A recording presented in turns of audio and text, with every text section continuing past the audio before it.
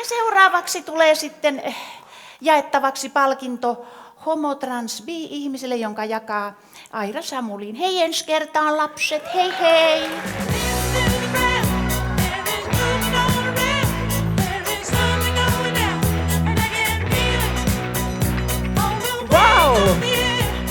Ihanaa. On upeata olla samalla estraadilla Mita Sorvalin kanssa. Wow. Myöskin Tarmo Manni oli meidän yhteinen ystävämme. Ja siitä tulikin muistiin myöskin Kirsti Ortola. Ja tapana Kansallisteatterissa on pitää puhe, kun jää eläkkeelle. Ja sitä kaikki sitten koko väki odottaa. Ja minusta lyhin, ytimekkäin ja kaikkein puhuvin puhe elämäni aikana on se, kun hän sanoi, hellurei, pilluruotsiksi.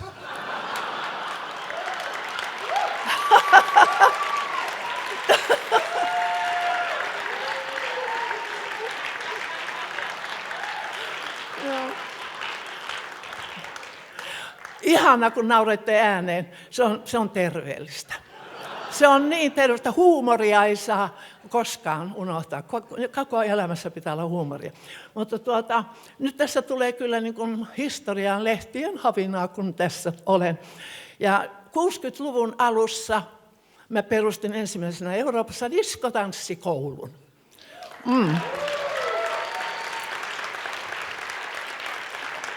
Olipahan paikka, minne homot voi tulla täysin rinnoin ilman, ja niitähän oli. Onko täällä mun oppilaita? Nostakaa käsillä. Ha. On. Minä näin tuolla eteisessä. Nostakaa reilusti, vaan tunnustakaa pois. Joo. Ja siellä ne oppi nämä kaikki pahattavat, nämä drag Queenia tuli ja drag-showta. Moi, Osku on siellä ja Jarkko on jossakin tekemässä koreografioita. Ja ihanaa, kun mun lapset on menestynyt niin hurjan hyvin. Ja sillä lailla edelleenkin. Mukavaa on ollut elämä. Mutta mä huomaan, että niin kaikki mun poikaystävätkin on täällä.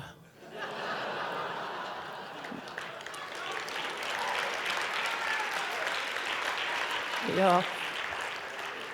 Boulevardi 32, Aleksanterin teatteri ja vastapäätä, niin mä asun tokakerroksessa, niin ylimmässä kerroksessa asuu mun naapurin poika, Jukka-Pekka Laurila, täällä on. Muuten mulle tuli aina hetkittäin näitä yllättäen poikaystäviä, ja tangomarkkinoilla tuli myöskin näin, että siellä oli Aki Samuli, ja hän sanoi, että jos hän voittaa kilpailun, niin hän ottaa sen N:n siihen päätteeksi. No sitten kun hän voitti, niin mä lähetin hänelle Aki Samuliin, onnittelut ja allekirjoitus Aira Samuli.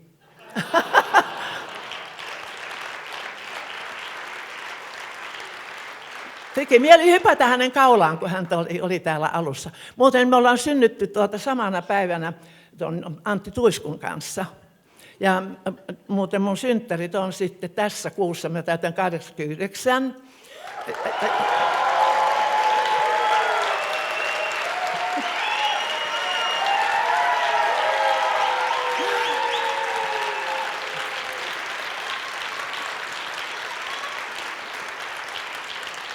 Ja mä oon edelliset synttärit nyt viettänyt ihan vaan Helsingin asemalla. Siellä on ollut Airan disko.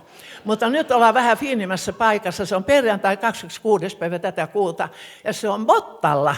Ja siellä on Airan disko. Tuutte sitten kaikki sinne. Jumalan kautta. Siellä tanssitaan. No sitten mun sydänystäviä on myöskin Veli Kojonen täällä. Ja Marko Björs. Me tutustuimme, että me olemme eläinrakkaus tutustutti meidät toisimme. Hänellä oli pappa koira ja mulla hyrsy kissa. Ja ne olivat suurimpia vihollisia, mutta me saimme pelastettua kummatkin, ne olisi syöneet toisensa kyllä ehdottomasti. Ja sitten Jari Sillanpäästä tuli mieleen, että kun hän osaa tanssia hamboa. Kuka osaa tanssia hamboa? Ei kukaan, mä tiedän sen, koska se on ruotsalainen tanssi ja mä tiedän, että kun Jari on elänyt siellä ja näin. Ja tässä joku aika sitten niin oltiin tilaisuudessa, niin mä sanoin, että mennäänkö taas hamboon. Ja niinhän me mentiin, Jumalan kautta me kaaduttiin, minä jäin sen alle ja sinne ei moni nainen ole jäänytkään.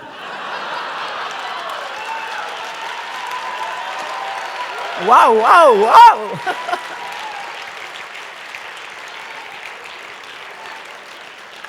Kuulkaa Jari säikät. Jarihan painaa suhteellisen paljon. Ja tämän ikäinen, siis luulisi, että luut ja kaikki olisi mennyt jo murskaksi ja lihakset ei olisi asua. Miten ihmeessä, mä tunsin sen jälkeen, mä oon kunnossa, Jumalan kautta.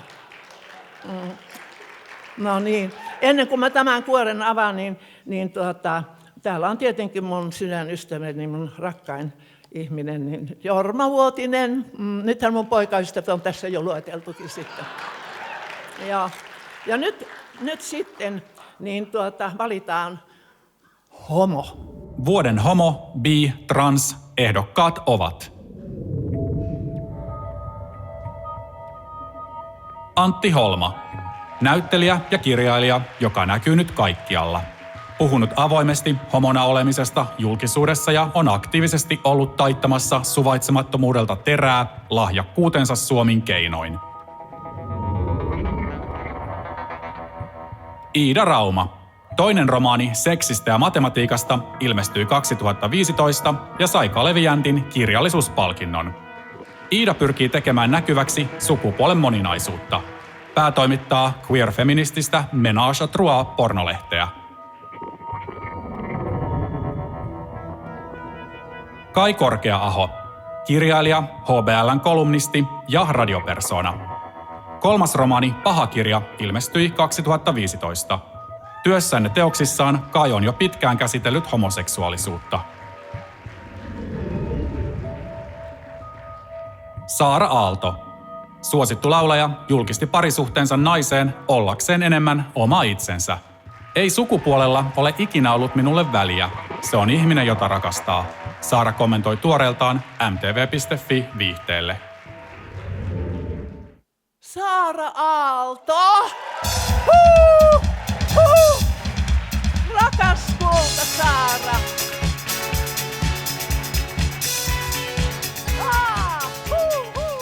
Eihän mä mitään valmistellut, kun en mä ole ikinä voittanut mitään kissaa, mutta kissaa.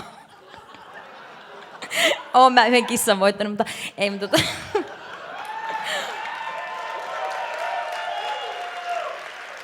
ihan en mä tajua.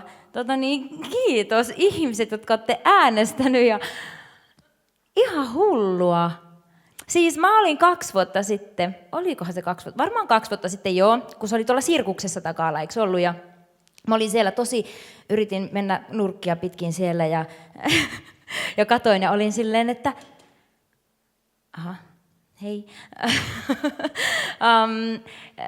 Jotenkin jännitti ja mietitytti, että ehkä sitä joku vuosi sitten voisi olla ihan tuolla ihan nuitten mukana bilettämässä. Ja nyt mä oon tässä ja tää on ihan niin ihanaa. Kiitos tosi paljon kaikille. Te ootte vaan niin ihania ihmisiä ja kiitos. Kiitos Meri. Kiitos kaikki. Ei mulla muuta.